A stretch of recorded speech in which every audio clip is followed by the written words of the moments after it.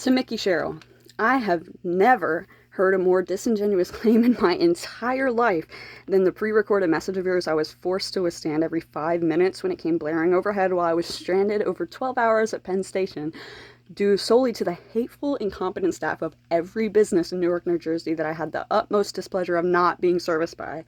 I was coming from Rochester, New York. I'm no stranger to rude people in public.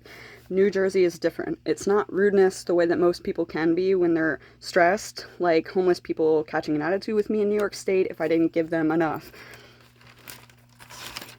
In New Jersey, it was pure, unadulterated, senseless hate and inhumane disregard.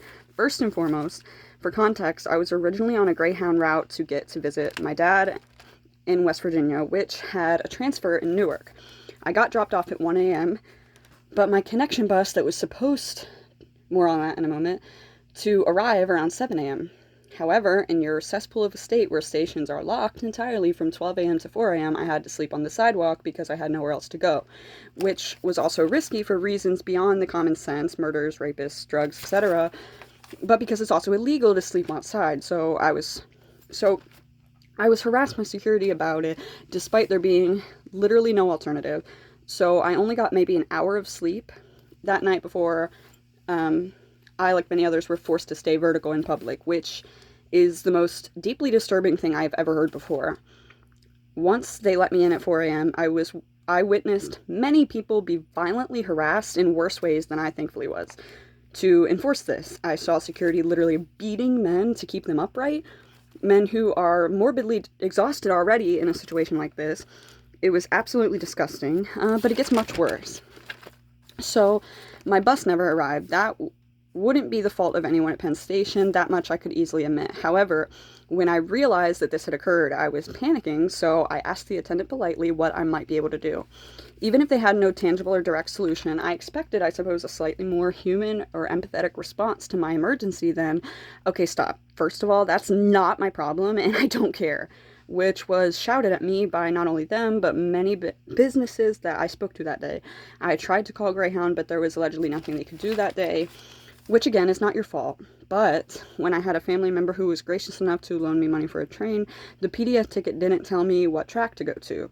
Of course, I simply asked the attendant, who blatantly lied to me without actually checking at all, and misguided me to the wrong platform entirely, where I waited 6 hours only to miss that train, and only through Amtrak was able to swap for a different one, thank God. Furthermore, while I was waiting, my phone died, which was a huge issue, I thought, because the attendant laughed at me and said, "Yeah, you're screwed without that digital ticket." I had a charger, but I couldn't charge my phone or portable charger, which died in the 12 hours I was stranded in hell because there were no public access outlets at the station. I asked the guy at the help desk if he could charge my phone just a few minutes so that I could board my train, and he said no. I then walked into every business within a 2-mile radius, stepping over so much garbage, like huge piles of trash bags filling the sidewalks, and asked if I purchased something, could they charge my phone, or at least behind the counter, because none of the businesses had outlets either, just so that I could board my train. Not only would none of them do it, they did not even politely decline. They also laughed, said that's not their problem, and a few of them said verbatim, "Why would anybody do that?" As if I was a fucking idiot for believing that someone might be compassionate at all about an emergency like this, in a city where any outlets I did see had cages over them. I've seen almost every state on the East Coast, and I have never seen anywhere there had been cages over the outlets anywhere I had ever been. I'm very curious in what way you could possibly frame a choice like that without admitting that it's retaliative against poor homeless people, like barred benches and it being a crime to not remain vertical in public. Furthermore, I was even foolish enough to ask a police officer, ACAB, anyways, if he had known any solution to this. He as well loudly laughed in my face at my agony and said, "Yeah, no." Then, while I sat down vertically still, of course, and cried on the sidewalk, a man nearby started screaming at me, telling me that I should kill myself, to shut the fuck up, called me a whiny little bitch, and made threats to me while I was already running away, and the cop literally laughed and did nothing, unsurprisingly. I went back to the station and hopelessly told the attendant about my efforts with the businesses, and only then did he loudly scoff, roll his eyes, and say that he could charge my phone for 10 minutes only on his computer. I asked him if he could please use my wall charger because the PC would surely not charge my phone that much, and I still had 4 hours to wait for the train. He laughed and refused for literally no reason except because I don't want to when I asked why he couldn't. In 10 minutes, my phone got up to 8%, and by the time that my train arrived, of course, it had died. I told you 10 minutes. That's it. I do not care. Was all that he said when I asked him again in a few hours. Luckily, your attendant's heedless remark about the digital ticket was only one of many careless lies told to me that day in Newark. Amtrak did take my ID, so I could board the train.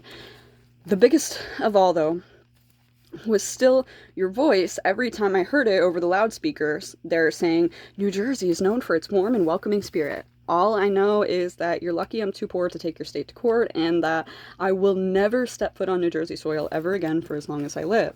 Maybe if cities like Newark actually treated people with an ounce of compassion and actually used their suffering citizens' hard-earned tax money to actually solving any of the issues for disadvantaged populations like the homeless versus trying to push them out of sight because they're unsightly for tourists, even though I have no clue why you would be worried about people visiting this hellscape, there wouldn't be so many of them. It actually feels insulting to God to compare New Jersey to hell, because at least in hell, people's souls are to be washed clean. So that's the end of the letter.